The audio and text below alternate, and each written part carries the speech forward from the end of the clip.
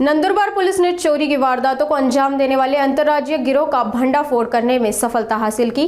Police ने गिरोह के 5 लोगों को गिरफ्तार कर उनके पास से 23 लाख रुपए से अधिक का माल जब्त किया है। स्थानीय अपराध शाखा को मिली गुप्त सूचना के आधार पर पुलिस ने कार्यवाही करते हुए 5 संदिग्ध आरोपियों को मध्य प्रदेश से हिरासत में लिया है।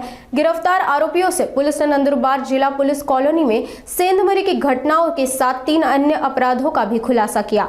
पुलिस ने आरोपियों से कुल 23 लाख रुपए से अधिक का माल जब्त किया है। संदेह है कि आरोपियों ने महाराष्ट्र और आंध्र प्रदेश में भी चोरी की वारदातों को अंजाम दिया है। ये कार्यवाही जिला पुलिस अधीक्षक श्रवण दत्त एस के मार्गदर्शन में हुई।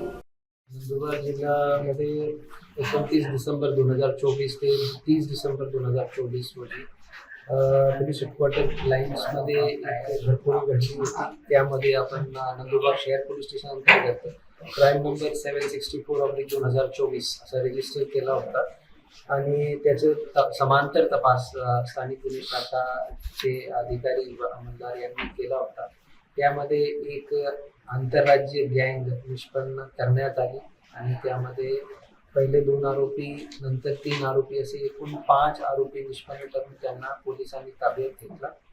त्या सर्व आरोपींच्या वेगवेगळे इंट्रोगेशन आणि इन्क्वायरीमध्ये आणि तपासामध्ये एकूण 23,34,310 रुपयांचा किमतीचा मुद्देमाल जप्त करण्यात आला।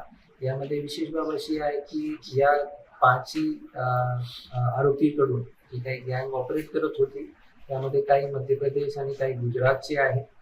तर आंतरराज्य गँग आहे आणि यांचे जे काही यामध्ये काही असे आरोपी आहेत ज्यांचे शोध बाकी राज्याचे पोलीस चालू तपासामध्ये करत आहेत।